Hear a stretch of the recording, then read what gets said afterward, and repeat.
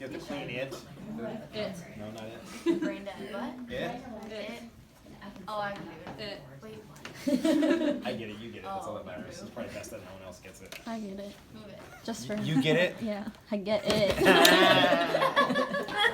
Provide privacy, gather my supplies, walk in. Hi, I'm Tim, I'll be your nurse. Wash my hands, refer to the cardiovascular assessment if you want to see how to do that. I'm going to do it again.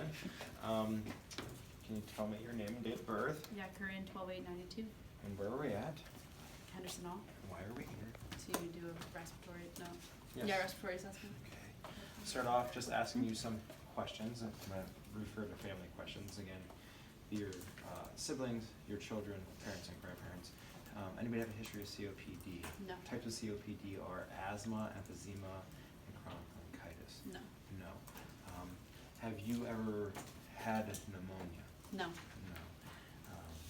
Do you have difficulty breathing when you sit flat? No. Or has anybody ever used, have you ever heard any other practitioner ever use the word orthopnea around you? And that means that you would have to be sitting in this position or a similar position to breathe. No, okay. Again, I can ask about syncope. If you have any difficulties where you feel like you're going to pass out or anything of that sort? No. No, okay. So we start off the exact same way. I don't notice any circumoral cyanosis, core cyanosis, peripheral cyanosis.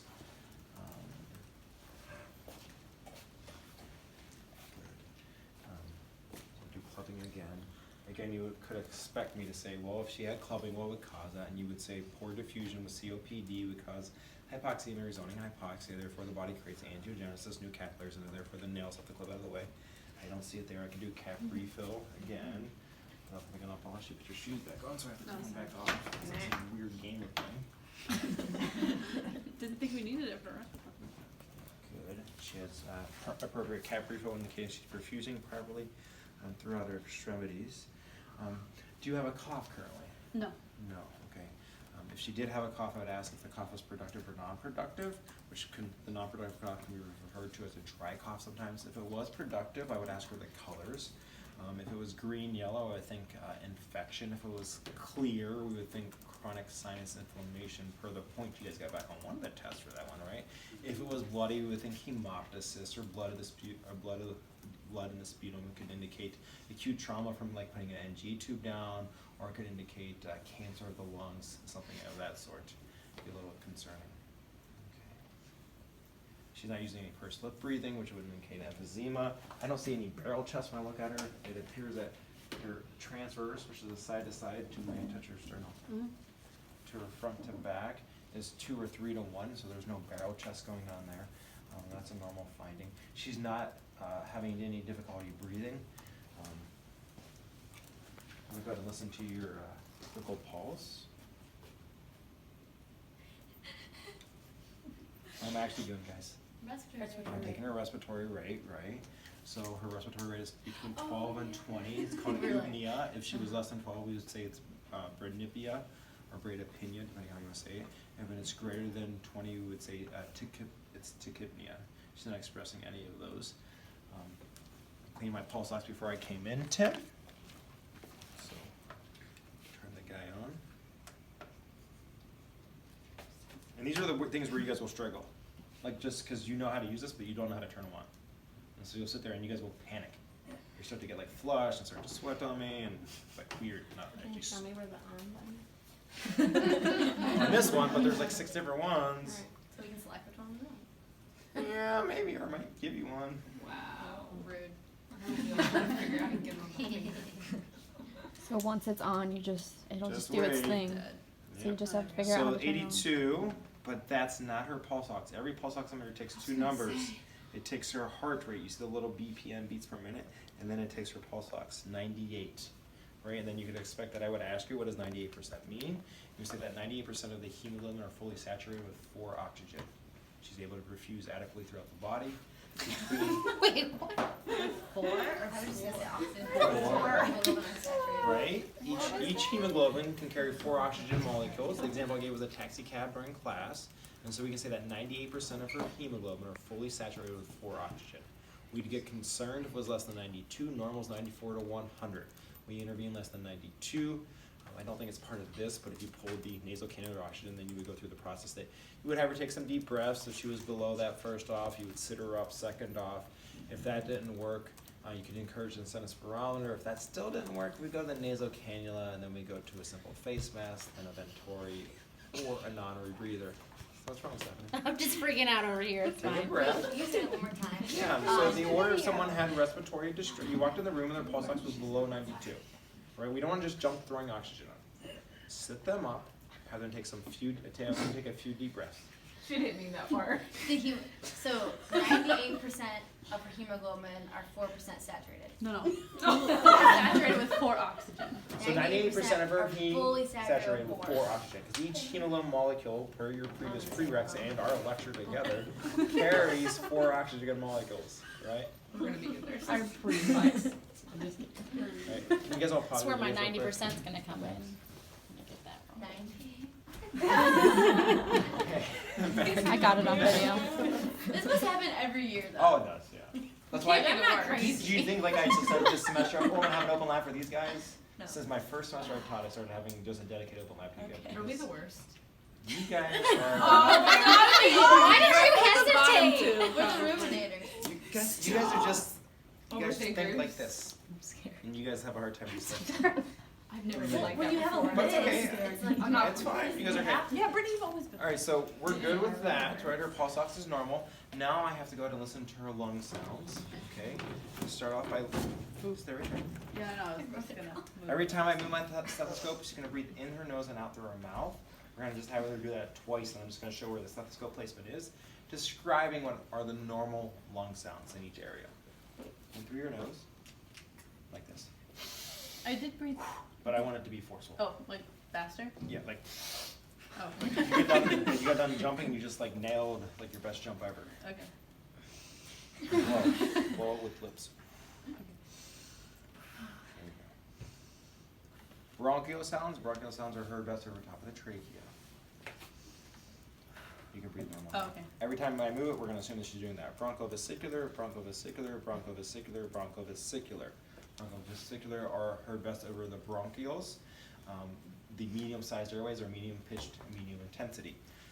On a female, textbook answer, you listen over top of the breast tissue. Clinical answer, there's no damn reason to listen on top of the breast tissue. So, see, that's why I can't have the video, so I probably said the word damn in it. That's so bad. So, with parental, we'd skip the breast tissue. Okay, and every time I move it, in through the nose, out through the mouth. I'm feeling with my fingertips, right? You feel me digging into you? And what am I feeling for, guys? No, I'm feeling for the ribs. Because if I go below the ribs, whoop, I'm going to have diminished lung sounds. And all the rest of those places I put my stethoscope, using the ladder pattern side-to-side comparison, are vesicular sounds, soft, breezy, difficult to hear, and definitely in real life always need to be listening on bare skin. Practitioners argue with me all the time. I can hear through the shirt. Absolutely you can't. You can't argue with me that you could hear better if you're on bare skin. And that's what I tell my colleagues that work with me, or the nurses listening to my grandmother before she passed away. Okay. Do you want me to- Yeah, can you just, you could wait for this turn. You're young and flexible, so right? Okay. So I don't want to be on top of the scapula, right? Or on top of the spine. And we don't have any bronchial sounds in the back. We just go right to bronchovesicular. So bronchovesicular, bronchovesicular, bronchovesicular, bronchovesicular, vesicular, vesicular, vesicular, vesicular, vesicular, vesicular, vesicular, vesicular, vesicular. Why do I shake it? I don't know, it just goes vesicular. Because you're saying Weird. vesicular. Some weird technique I picked up. Okay, so as I was listening to her lung sounds, I did not hear any adventitious lung sounds, which would be abnormal lung sounds. There are 5 common abnormal lung sounds, and those are crackles. And crackles sound like dots in time.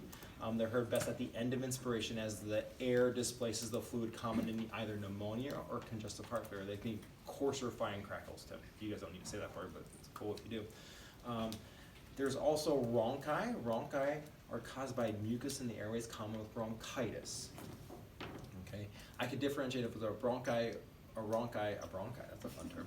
I could differentiate if it was a rhonchi or a wheeze if I had her cough, and if the sound changed or disappeared, it would move the mucus out of the way, and therefore the sound would disappear potentially with a rhonchi. Jillian, did I say that before? I thought that was Oh, yeah. crackles too. No. I thought there was The some only difference sound that between changes is the crackles rhonchi. and Fluid in the lungs. Yeah, you can't move the fluid. You can move the mucus. Yeah, I thought that's how we differentiated between a crackle and. You can use it with a ronchi and a wheeze. I say, so I Okay. differentiate, you can differentiate it however you want Okay. between the two sounds. The reason I say between a ronchi and a wheeze is they're both musical in nature. One is lower pitched, one is higher pitched, right? The ronchi is lower pitched, it sounds like an old man snoring. The wheeze is a higher pitched, Okay. almost like a little boy screaming inside the chest. But they're both continuous sounds. Okay. Inspiration and expiration. Yeah, you hear them, when I say continuous, you hear them the entire time. The crackle is not a continuous sound. Okay. So I know it's a crackle because I hear it best at the end of inspiration, unless they're drowning, which you will have patients that are drowning, that need to be on that fluid restricted, sodium restricted diuretic therapy, one that we did earlier, all right? So then we also have the wheeze. Wheeze is common in asthma. It's a higher pitched sound. You can go move the door if you want me to hear what it sounds like. Common with asthma. Then we have croup. Croup by definition an extreme wheeze. So it's just, thank you. That was pretty good. That was pretty good actually. That's what croup sounds like. It sounds like a still barking. Common in kids with croup or adult that's swallowed a foreign object. And then we also have the pleural friction rub, which sounds like it's when the visceral parietal layer of the lungs are inflamed and they start to rub on each other. Or we have blackness surfactant, common with like pleuritis, some type of infection of the linings of the lungs.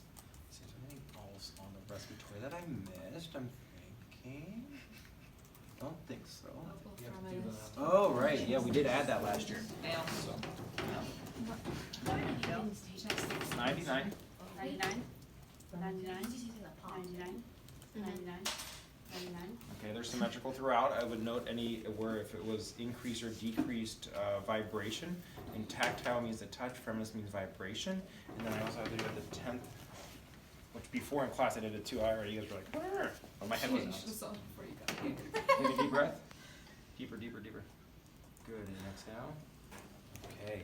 She has normal chest excursion indicating to me that both lungs are inflating fully. The right lung has 3 lobes, the left lung has 2 lobes. She does not have a deviated trachea, indicating a pneumothorax. I did not hear any atelectasis either, which is diminished lung sounds, indicating of where the alveoli sacs are not inflating, more of a micro collapse. Did I get everything now? Okay. What do you guys think? Is she on room air? No. Do we have to state that? Yes. You could say it, if you, but just like you guys are prompting for me, if you guys did as well as I did, I'm gonna throw you a few bones. Like, hey, right? I'm not gonna sit there. Did with she you. did? We did. I'm just like scared I'm gonna miss like 4 like silly ones. You never heard that throwing? Like, I'm gonna throw you some hints. Sorry, Hints would be great.